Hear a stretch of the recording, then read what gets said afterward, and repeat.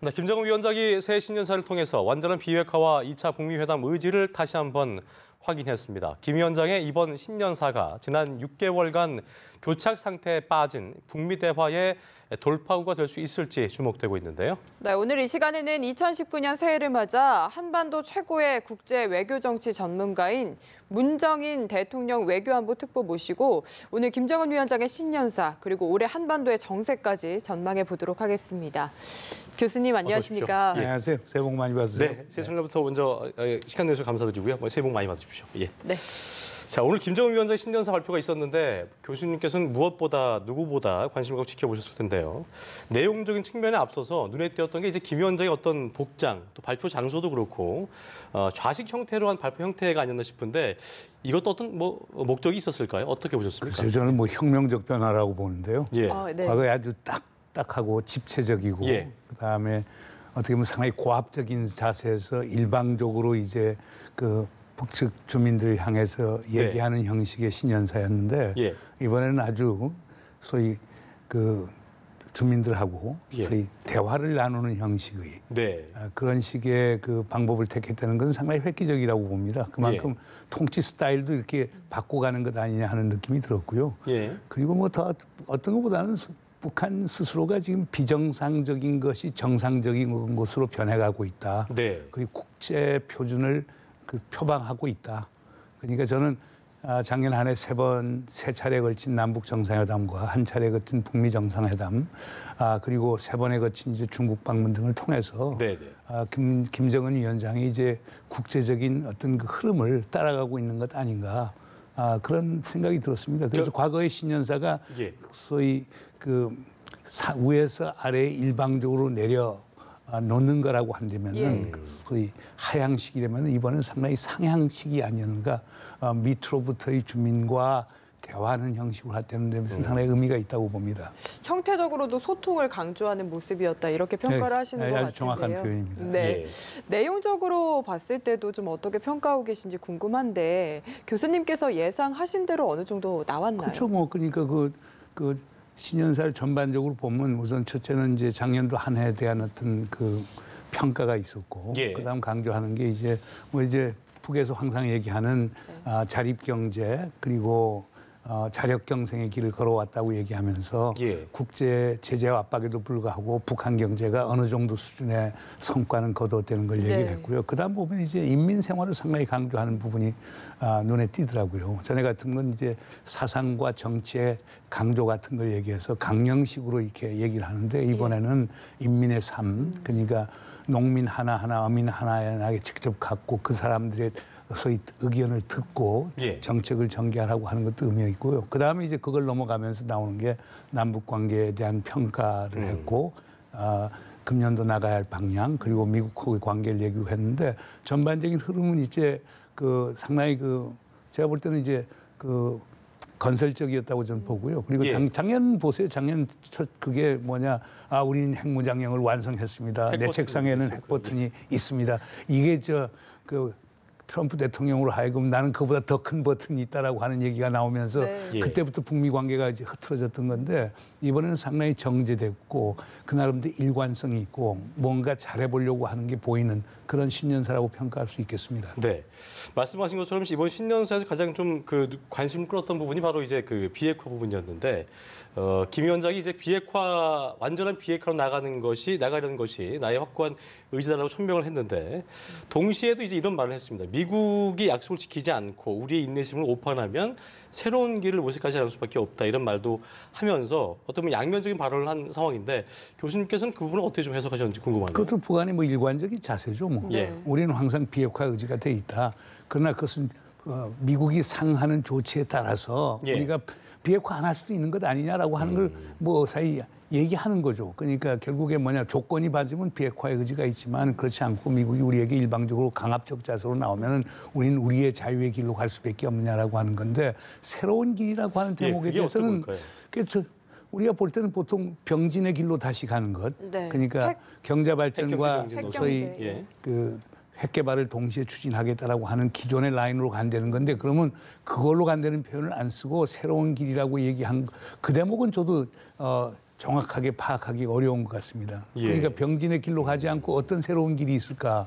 또 다른 시나리오가 있을 수도 있다고 좀 보시는 건가요? 뭐 플랜 B가 있을 수 있는 건데 그러나 하여간 경제 발전과 핵무장이라고 하는 그 병진 노선을 빼고 다른 어떤 걸 생각할 수 있는가? 그거는 제가 거기까지는 제 상상력이 미치지 않습니다. 이게 단순히 미국을 압박하기 위한 발언일 수도 있다고 보시는지도 궁금한데요. 압박이라고 하기보다는 예. 기본적으로 북한이 지금까지 얘기했던 일반적인 사실상 태도죠. 그러니까 우리는 비핵화 의지가 있는데 미국이 그에 상응하는 조치를 해달라고 하는 것이었으니까 이건 내가 뭐 압박이라고 하는 것보다는 다시 한번 강조한다고 얘기를 할 수 있겠죠. 네, 말씀하신 상응적인 선제 조치 이번에도 역시 이야기를 했는데 사실 미국 내에서는 먼저 뭔가 북한의 조치가 있어야 미국도 조치가 있을 것이다라고 이야기를 하는 상태잖아요. 그렇습니다. 이 부분은 좀 북한의 신년사에서 진전이 없다는 의견도 있는 것 같은데요. 북한 신년사에서 분명히 얘기했죠. 그러니까 기존에 했던 뭐 풍계리부터 동창리, 예. 미사일 엔진 실험장, 그다음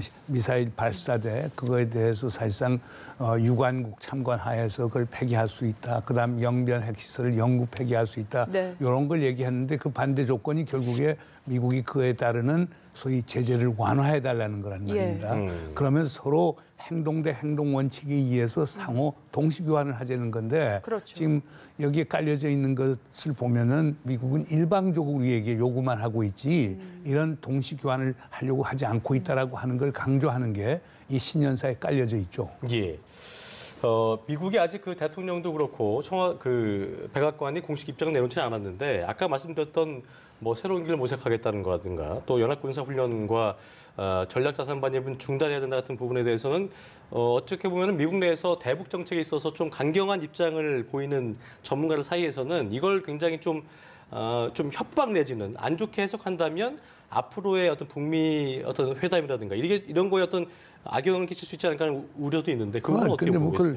뭐 협박으로 본다는 건 좀 지나친 해석이고요. 예, 예. 그러나 그건 북한의 또 일관된 자세죠. 그러니까 결국에 뭐냐 북에서 얘기했던 그 쌍중단의 문제죠. 북한이 예. 핵과 미사일 활동을 중지하고 그다음 한국과 미국도 그에 상응하는 연합 군사 훈련을 중지해달라고 하는 건데 그리고 더 나가서 미국의 전략 자산을 한반도에 전개하지 말아달라고 하는 건데 이건 새로운 건 아니고요. 예. 만약 우리가 한미연합 군사훈련을 재개를 하고 그다음에 전략자산을 재반입하기 시작한다라고 하면은 뭐 남북관계나 북미관계가 상당히 어려워지고 그리고 북한이 다시 이제 핵과 미사일 활동을 재개할 가능성도 있겠죠. 그러니까 이것은 뭐 새로운 거라기보다는 기존의 현상 유지를 계속 지켜나가자라고 하는 일종의 호소라고 볼 수도 있겠죠. 사실 그래서 지금 작년 하반기에 교착 상태가 계속된 거 아닙니까? 그래서 미국에서는 이 신년사를 듣고 어떤 반응이 나올지도 궁금한데 그렇습니다. 아직까지는 안 나왔습니다. 좀 어떻게 예상을 해볼 수 있을까요? 글쎄 저는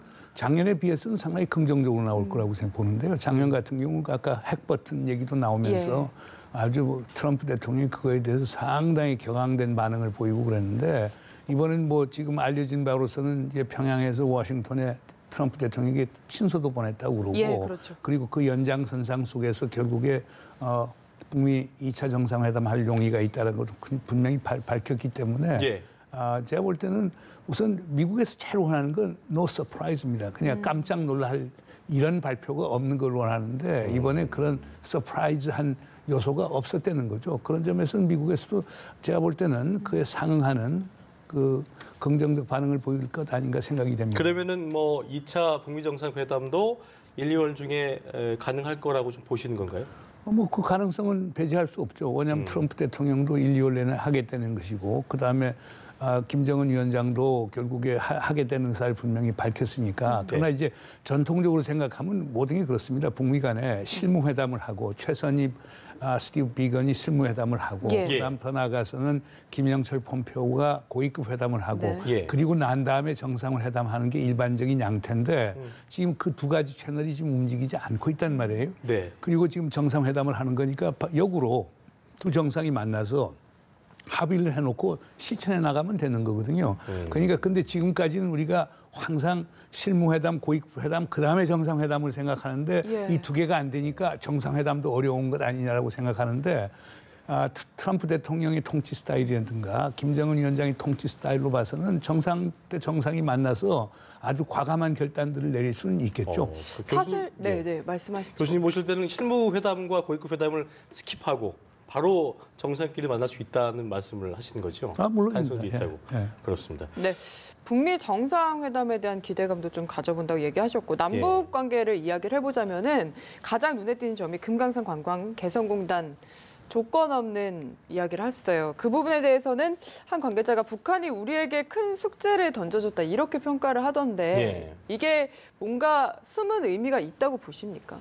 글쎄 저도 그 대목은 상당히 놀랐어요. 그러니까 단순히 조건 없을 뿐 아니고 대가 없이 개성공단과 금강산을 재개한다는 거거든요. 그럼 대가 없다라고 하는 것은 개성공단을 재개하는데 북한 노동자들에게 임금을 안 줘도 좋다는 얘기일 것이고 그다음에 토지 사용료 포함해서 사용료를 안 줘도 좋다는 것이고 금강산 재개한다는 건 무료 관광도 허용할 수 있다는 거거든요. 그게 무료일 수도 있는 건가요? 뭐 대가 없다는 게 그렇게 해석할 수밖에 없는 거 아닙니까? 근데 그건 뭘 의미하느냐면 지금 북에서는 개성공단하고 금강산 관광을 재개하자. 근데 우리 입장에서는 유엔 안보리 제재 결의안 때문에 현실적으로 어렵다. 왜냐하면 그 두 가지 다 그 벌크 캐시, 현금 뭉치를 바로 북한에 줘야 되기 때문에 이런 것들은 유엔 안보리 제재 결의안 위반이라고 얘기하니까 아마 그거에 대한 하나의 그 반대급부로서 그렇다고 그 무료로도 와봐라. 대가 없이 와봐라라고 하는 건데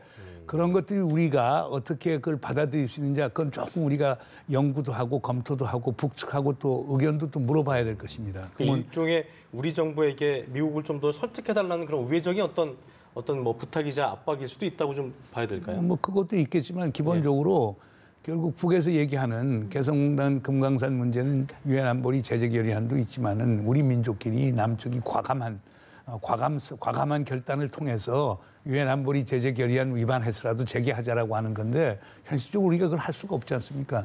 문재인 대통령께서 분명히 얘기를 한 게 결국 유엔 안보리 제재 결의안은 우리는 100% 준수하겠다는 입장을 밝혔기 때문에 쉽진 않을 거예요. 그러나 이번에 한 안이 결국에 그 대가 없이 개성공단 재개, 금강산 관광 재개라고 하는 요거에 대해서 우리가 연구를 해봐야 될 것이고 유엔 안보리 제재위원회하고도 또 협의를 해봐야 될 겁니다. 이 철도 연결 착공식 같은 경우에는 이 시기에 한해서는 한시적으로 좀 제재가 풀렸었잖아요. 이 부분을 저희가 좀 고려해서 앞으로 방향을 설정할 수도 있을까요?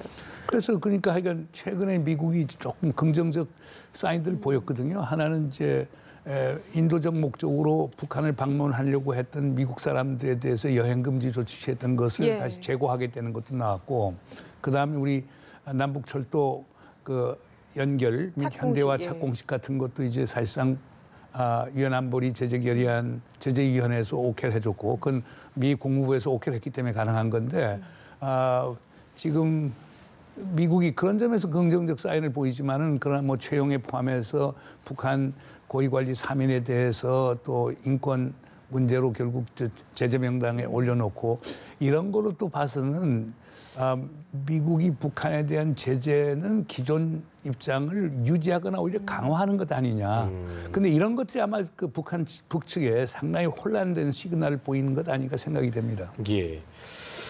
이런 상황에서 또 한미 워킹그룹이 본격적으로 가동을 시작했는데 일단 워킹그룹이 어떤 역할을 또 할 것이고 얼마만큼의 어떤 실효성 또 영향력을 줄 수 있는 그 행동을 할 것인지 이 부분도 좀 궁금해지는데 어떻게 좀 예상하세요? 워킹그룹이라고 하는 건 사실상 미국 측에서 우리 정부가 믿op지 않으니까 우리랑 좀 협의하고 하라. 남북 관계 너무 앞서가고 근데 북미 관계는 전혀 진전이 안 되고 있지 않느냐. 그걸 조율하기 위해서 무슨 위원회라도 만들자. 그게 워킹그룹 형태로 나왔던 거거든요. 그러나 지금까지 워킹그룹은 사실상 잘 가동이 되고 있고 그리고 한미 간의 협의 체제는 분명히 돼 있는데 그러나 이 문제는 아주 중요한 정치적인 문제가 될 수도 있을 겁니다. 그러니까 남북 문제가 북미보다 앞서갈 수 있느냐. 그러나 문재인 대통령이 작년도 그 8.15 경축사에서 분명히 하신 얘기가 있어요. 결국에 뭐냐. 남북 관계라고 하는 게 비핵화의 부수적 효과가 될 수는 없다. 그건 무슨 얘기냐면 북미 관계가 어렵더라도 남북 관계를 개선해 나감으로써 결국 남측에서 북측을 설득하고 그걸 통해서 북미 관계를 다시 재활성화할 수 있도록 만들 수도 있는 것 아니냐. 왜냐하면 북미 관계가 스탑이 돼버리다. 그럼 남북 관계도 스탑하라. 그러면 결국 전혀 진전이 없게 되는 것 아니에요? 그러니까 특히 우리 정부 입장에서는 우리가 주도적 역할을 하겠다. 중재자적 역할 또는 촉진자 역할을 하겠다는 걸 분명히 밝혔기 때문에 예. 남북 관계를 활성화시킴으로써 북미 관계를 활성화시키고 비핵화도 추동시킬 수 있는 거거든요. 그래서 그건 너무나 미국적 시각에서 볼 필요는 없다고 저는 봅니다. 남북관계의 끈은 계속 이어져야 한다는 말씀으로 이해해도 될까요? 그렇죠. 근데 신년사에서 김정은 위원장도 분명히 얘기했죠. 그러니까 남북 관계 지난 한 해 잘 됐다. 북미 관계도 그렇게 됐으면 좋겠다라고 하는 걸 네. 얘기를 했거든요. 아무 이것이 시사하는 점은 상당히 크다고 봅니다. 네, 예. 신년사 관련해서 궁금한 점 하나만 더 여쭤보겠습니다. 사실 북한이 국가 경제발전 5개년 전략을 꺼내든 지 올해가 이제 4년 차 1년 남았거든요, 앞으로.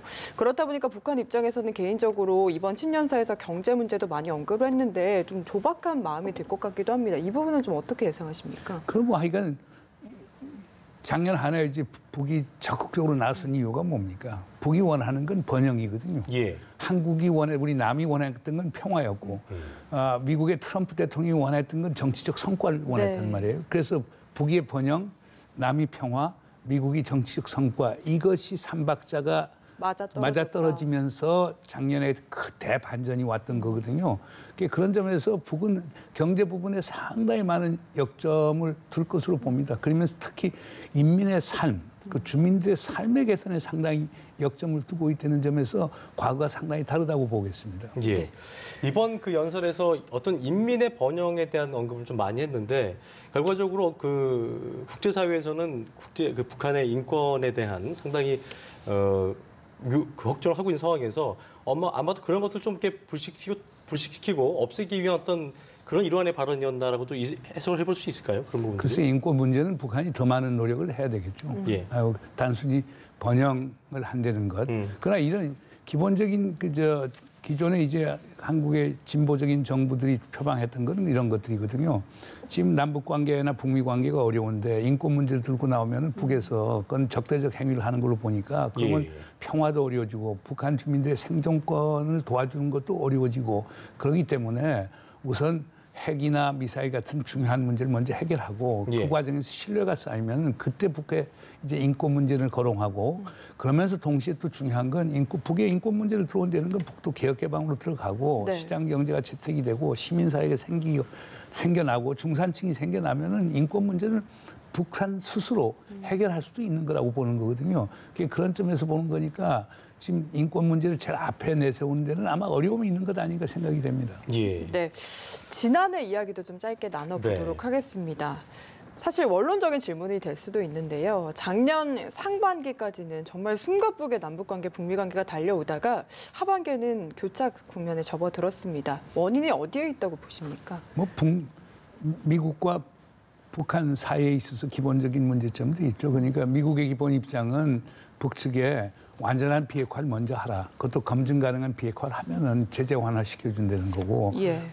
북한 입장에 있어서는 결국 그건 공정하지 못하다. 그러니까 결국에 행동 대 행동 원칙에 의해서 동시 교환을 하자. 우리가 비핵화 특히 불가역적 단계로까지 비핵화를 아예 진전을 보이게 되면 미국도 제재 완화시켜주면서 이렇게 나가자라고 하는 게 한 대목이 있었고 다른 하나는 신고와 사찰 문제죠.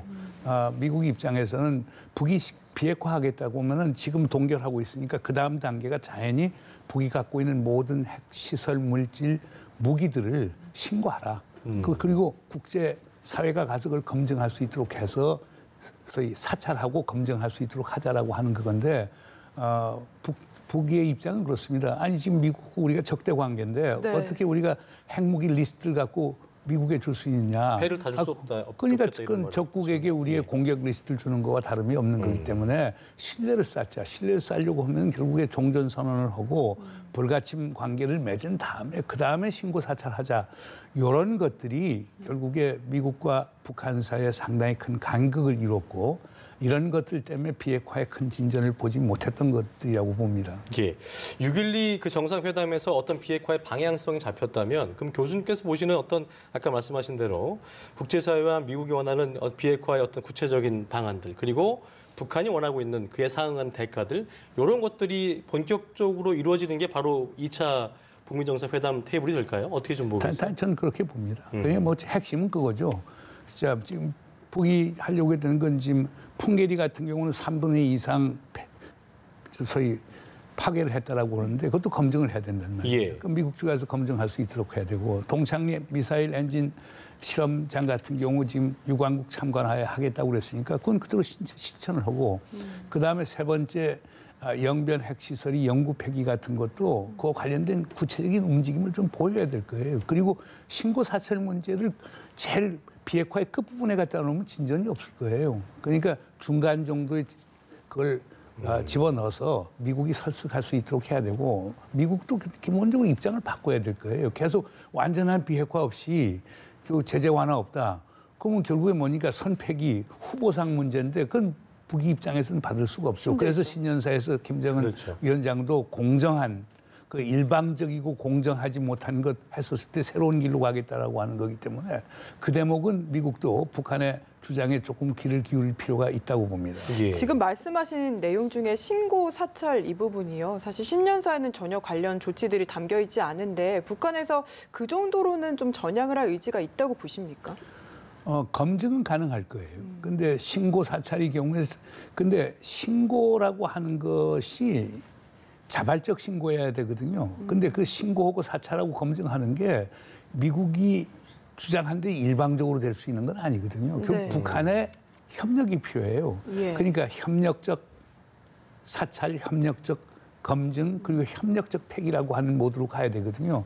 그렇다면 미국이 지금 하고 있는 그런 일방적인 것 갖고는 상당히 어려울 겁니다. 그렇기 때문에 과거 90년대 초 미국하고 당시 러시아가 했던 식으로 협력적 위협 감소 프로그램 같은 걸 가동시키면서 그러겠네요. 북에도 좀 여유를 줘야 될 겁니다. 가령 예를 들어서 이번에 김정은 위원장이 이제 신년사에서 얘기한 게 네. 뭐 전력 문제를 얘기했거든요. 수력, 그다음에 조력, 화력, 예. 그다음에 이제 그다음 풍력 얘기를 하면서 그 원자력도 이제 우리가 할 수 있도록 해야 된다는 얘기가 나오는데 그것은 미국적 시각에서 보면 완전한 비핵화에 지금 어긋나는 거거든요. 그럼 미국에서는 결국에 완전한 비핵화에서 원자력의 평화적 이용 같은 것을 허용할 수 있다는 걸 좀 타협을 해야겠네요. 타협을 해야 네.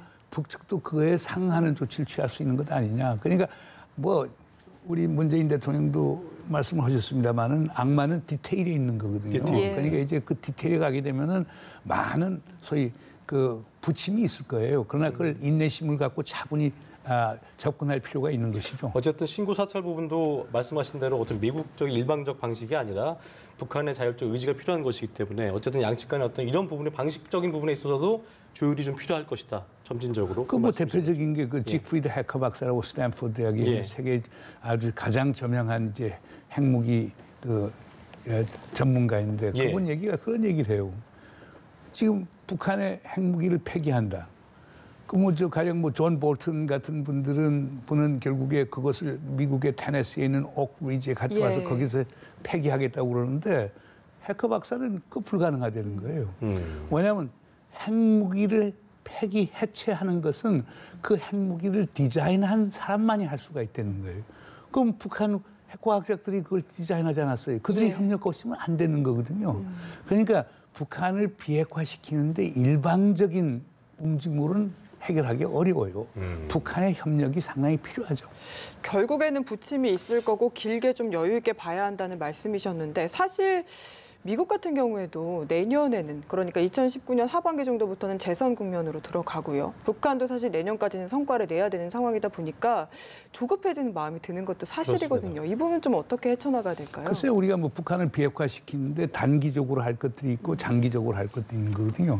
가령 남아프리카 같은 경우가 이제 비핵화할 때 기본적인 것들 중요한 것은 한 2년 반 내에 검증 가능하게 폐기가 됐지만 완전한 비핵화는 10년 이상이 걸렸거든요. 예. 근데 북도 결국 그런 접근을 해야 될 필요가 있지 않느냐. 단기적으로 할 수 있는 것부터 해야 한다. 단기적으로 할 수 있는 것들 하고 그리고 그 해커 박사 같은 경우도 한 10년 터울을 잡는데 그 시간을 잡고 비핵화로 가야 된다는 얘기를 하기 때문에 하여간 우리가 북한 핵 문제라고 하는 것을 너무 이상적으로 보지 말고 네. 현실적으로 봐야 되고요. 실용적으로 봐서 접근을 해야지 실사구시 정신이 있어야지 그렇지 않고 그러겠네요. 우리가 일방적으로 원하는 대로만 하면은 해결하기가 상당히 어려운 것 아닌가 하는 그러니까 어떻게 그런 보면은 느낌이 듭니다. 북한 입장에서도 실효성 없는 방안을 자꾸 미국에서 얘기하면 이게 정말 해결의 의지가 있는가에 대한 의심을 북한 측에서도 할 수는 있겠네요. 바로 그게 핵심적인 포인트입니다. 그러니까요. 네.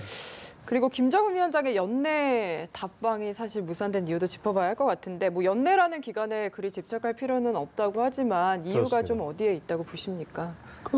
뭐 보통 전문가들은 얘기를 하죠. 예. 이게 오게 되면은 뭔가 가지고 와야 될 거 아닙니까? 네. 개성공단 재개라든가 금강산 재개라든가 남북한 경제 협력의 구체화 같은 것들이 있어야 되는데 지금같이 북미가 딱 막힌 상태에서 답방을 딱 했었을 때 뭐 상징적인 의미는 상당히 크지만 북에 가지고 돌아가서 북의 주민들, 북의 군부, 당, 내각에 뭐 어떤 걸 선물로 줄 것인가 이거에 대한 고민이 있었지 않을까요? 그러니까 만약 서울 답방하면 역사적 답방인데 역사적 예. 답방이라는 상징적 의미도 중요하지만 실질적으로 북측에 얻어가는 게 있어야 될 것인데 그것이 그게 상당히 없었다. 희박하다고 봤기 때문에 이걸 연기한 것 아닌가 생각이 듭니다. 아까 교수님께서 말씀하실 때 이제 문 대통령 같은 우리 정부 입장에서는 북미 간의 관계가 썩 좋지 않아도 남북 간의 관계는 잘 유지해 가야 된다는 게 기조인데 북한에서는 그렇다면 우리 한국으로 남한으로 내려오는 것도 어떤 북미 관계의 호전의 일환으로 생각을 하는 걸까요? 그러니까 그렇게 생각을 해야 되겠죠. 예. 그러니까 지금 북이 입장에서도 자꾸 미국하고 얘기하려다가 잘 안 될 경우에는 우리 서울 와서 자 우리 미국하고 얘기하는데 이러이런 어려움이 있다. 우리 남측은 어떻게 생각하느냐, 남측이 도움을 줄 수 있느냐 이렇게 돼야 진정한 의미에서 남북 관계가 정상화되는 거란 말이에요. 네. 그런 점에서 저는 얻어갈 것이 있다 없다를 떠나서 예. 지금 정상회담이 이미 셔틀 정상회담이 됐단 말이에요.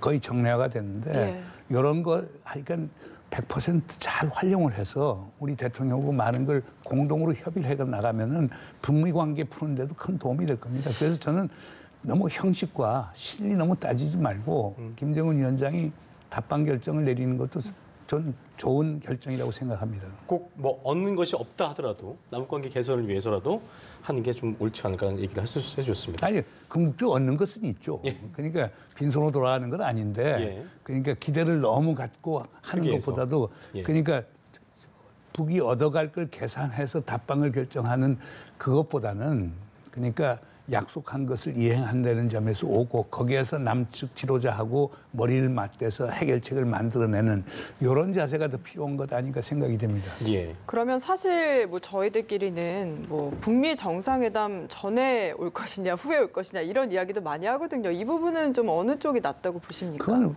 기본적인 구상은 그거예요. 그러니까 지난 9월 남북 정상회담이라는 게 북미 관계가 어려워졌기 때문에 남북 정상회담을 했고, 그래서 남북 정상회담의 결과로 폼페오 국무장관이 4차 방북을 했었던 거거든요. 그렇기 때문에 그 다음 수순은 자연히 북미 정상회담을 하고 거기서 우리 대통령까지 가셔서 종전선언을 하고, 그리고 그 다음에 김정은 위원장이 서울 답방을 하는 게 가장 이상적인 시나리오죠. 예. 그런데 그게 작동을 안 했기 때문에 김정은 위원장이 서울 답방을 하고 예. 우리 대통령하고 머리를 맞대서 북미 관계 개선을 위한 해결책들을 마련하고, 그리고 난 다음에 2차 북미 정상회담을 해도 문제는 없다는 겁니다. 예. 그래서 자꾸 그 순서를 따지는데 저는 상호 보완적이라고 보기 때문에 한쪽 길이 막히면 다른 길로 돌아가는 거니까 그런 시각에서 본다고 하면은 제가 볼 때 거기에 큰 뭐 문제는 없다고 봅니다.